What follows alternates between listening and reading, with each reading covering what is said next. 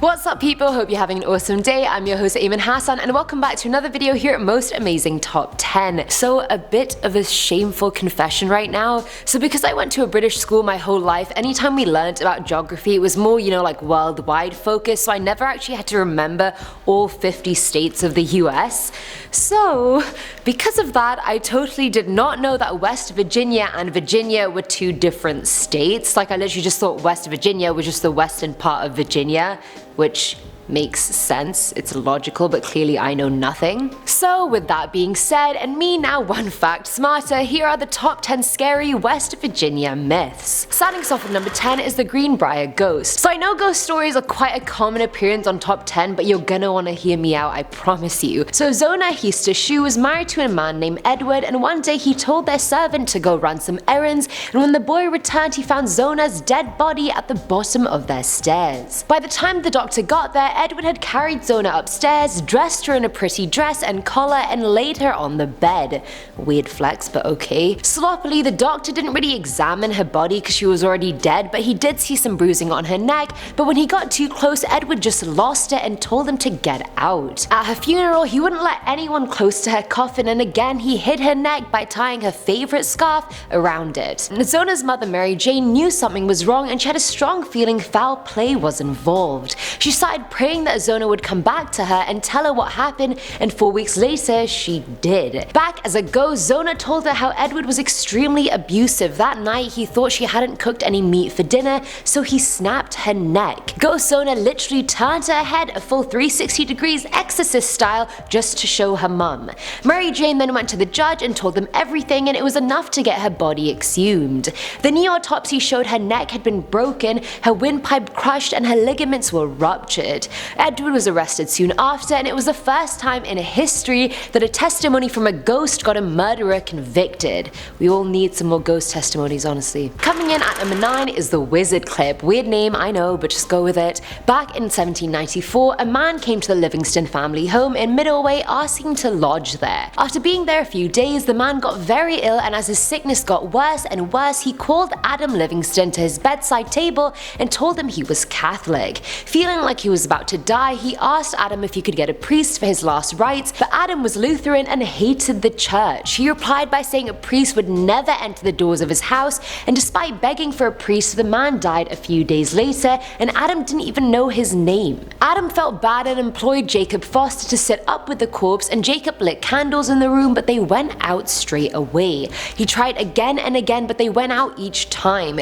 Freaked out, Jacob left the house immediately, and I really don't blame him. Adam buried the man on his property, and things just went downhill after that. The family started hearing the sound of horses galloping outside their house, but there were no horses around. A while later, his barn burnt to the ground and half his livestock died and the other half just disappeared. Inside his home, kitchenware would get thrown around by an invisible force, coins would disappear, but the worst of all was the clipping sound. They could hear a clipping sound at night and would wake up to find half moons and other weird shapes cut into blankets, shoes, clothes, basically everything, and they dubbed that the wizard clip. This is what happens when you don't perform a man's last rites, people. He ruins your life. At number 8 we have John Henry. John is a proper folk hero. He worked as a steel driving man, which is basically someone who hammered a steel drill into rock in order to make holes into it to put explosive into that, and then they just blow it up. According to the myth, John was the best man on the job. He was stronger than everyone, more committed, more persistent, he could literally beat anyone. But his true match came when he was up against a steam-powered rock drilling machine.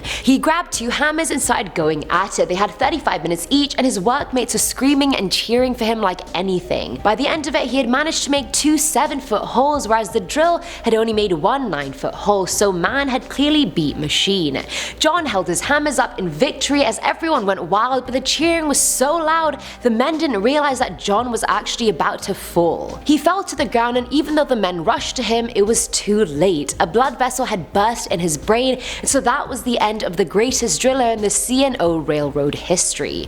Man won, but I guess Machine also won as well. Filling our number 7 slot is the Huntington Hitchhiker. In Huntington on 5th Street Hill, you'll find a young girl late at night waiting for a ride at the top of the hill. It's not every day at night, don't you worry, only when the weather is especially dreary and rainy. Pathetic fallacy much. The first sighting of her was in 1942 when a cab driver picked up a girl wearing a blouse and skirt despite it being freezing outside. She asked to be dropped to the bottom of the hill, and when they got there, the woman was gone. The driver came back to his garage to complain about the incident to his boss when he found out that many other drivers had had the exact same experience. A newspaper article published in 1958 claimed a Huntington couple had brought their daughter and fiancé to get married, but on the drive home the rain was insane and the car turned over and the girl died. So they say the hitchhiking girl is the same one who died in the car crash on her wedding day. Forever trying to get home and start her married life, honestly, who knows. Now at number 6 is the Weeping Woman. There's always a weeping woman or a woman in white on all of these lists, I actually expect it now, but either way, the Weeping Woman statue in Parkersburg isn't simply just a statue. Plot twist, who would have guessed? Located in Riverview Cemetery, it's said its role is to watch over the Jackson family, who are actually cousins to the Civil War General Stonewall Jackson. Visiting the statue is all well and good, just don't do it on nights where there's a full moon because according to the myth, that's the time she comes to life. She's said to be a good judge of character, so if she thinks you're doing something you shouldn't be, she's been known to pull hair and rip t-shirts. I mean, she will come for you. Not the worst thing that could happen from a statue entity though, I mean, it could be worse. Women in West Virginia gravitate towards her because many people believe she can grant wishes and that she can make pregnancies more successful. So, a high moral, pregnancy-inducing protective spirit. Got it. Coming in at number 5 are the Giants. There are tons of ancient burial mounds all over West Virginia, and you'd be surprised at the number of giants found in them. The first was found in 1774 when Jack Parsons was walking near Cheat River and he saw some bones poking out of the ground. He pulled out what seemed to be a femur, and when he put it next to his own, he realized it was 7 inches bigger. After digging up the whole skeleton, he figured the person would have been at least 8 feet, bordering more. And many more giant skeletons have also been found in the area that locals now dub it Giant Town. Every single account of a skeleton being dug up put the deceased at over 8 feet. That is insane. How are there that many giants? I don't understand. Like, the tallest man in the world was 8'11" in the world, and you're telling me 8-foot people were just walking around chilling near Cheat River? Like, I'm only 5'4", this makes me sad. At number 4 are the mummies of Philippi. I never thought we'd get mummies on the list, but clearly there's a first time for everything. So back in 1888, a mummy-obsessed amateur scientist called Graham Hamrick was trying his level best to make and try his own embalming potion. He bought some bodies from the West Virginia Hospital for the Insane, which I didn't even know you could do. I didn't know you could just buy dead bodies so casually. Surely there should be like a longer process than that, but okay. Either way, before trying it on the bodies, he tried it on some fruits and vegetables and it worked great, so when he tried it on the bodies, he wasn't surprised when it worked perfectly for them too. The 2 cadavers actually lived long after he did and even toured with the Ringling Bros and Barnum and Bailey circus. When they were sent back to Philippi, they were forgotten in a barn somewhere, but now the Hamrick mummies are displayed at the Barber County Historical Society Museum. All's well that ends well, I guess. Filling our number 3 slot is Edith. Hospitals just aren't fun, let's be real, but at River Park Hospital in Huntington, the staff have managed to find fun in situations I would be bricks in. Employees believe the hospital is haunted by a ghost named Edith. Edith Miller was a registered nurse who started working at the hospital in 1923. And I honestly wish I could tell you she died in a really horrific way at the hospital and that's why she haunts it, but that's really not the case. She's literally just there monitoring the system, making sure everything is going smoothly.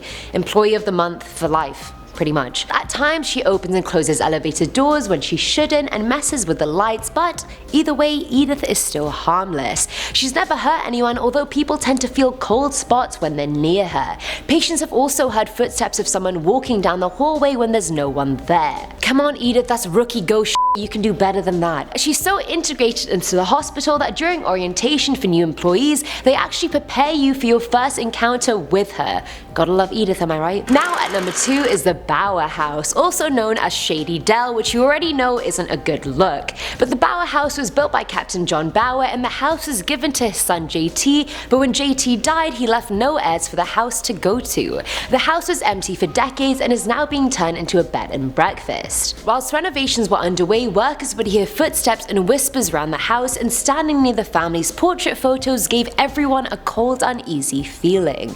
Weirdly enough, they even found a pool of blood as well as a trail on one of the interior staircases, and despite him brushing it off and hoping it was rusty water, others thought it was a death omen. Which, I mean, rusty water, death omen, two very different things. The portrait of Aunt Lenora is said to follow you around the house, just looking at you wherever you go. But the biggest feature of the house is the Headless Horseman. A Union soldier called Julian Garesh was beheaded during the Battle of Stones River, and his friend's military patch that Julian wore was found as part of the house's artifacts. Many people had seen the man wander the property, but after the patch was removed, Julian too just ceased to take his nightly walks.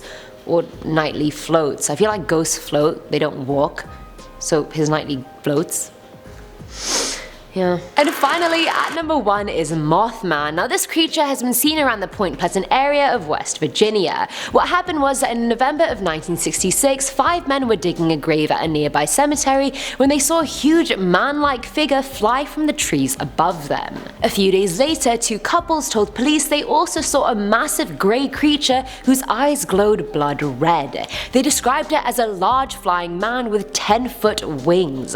In the upcoming weeks, the reports from people seeing the thing were coming in like crazy. A large bird with red eyes, eyes glowing like bicycle reflectors. No one could figure out what the hell it was that was terrorizing the town. Some thought it was connected to aliens or a supernatural manifestation of some sort. I mean, I don't really know. I mean, whatever it was still an unidentified flying object, so maybe it is a UFO after all. The alien people were right, I guess. And that's it for today's video, guys. I'm really liking the whole myth theme we've got going right now, and West Virginia was jam-packed full of them. For all our West Virginia subs out there, and I know there are a lot of you, had you guys had any of these before? Do you have any experiences of your own? If so, definitely leave them in the comments below. But as always, I'm your host Eamon Hassan, and I'll see you in the next one. Bye!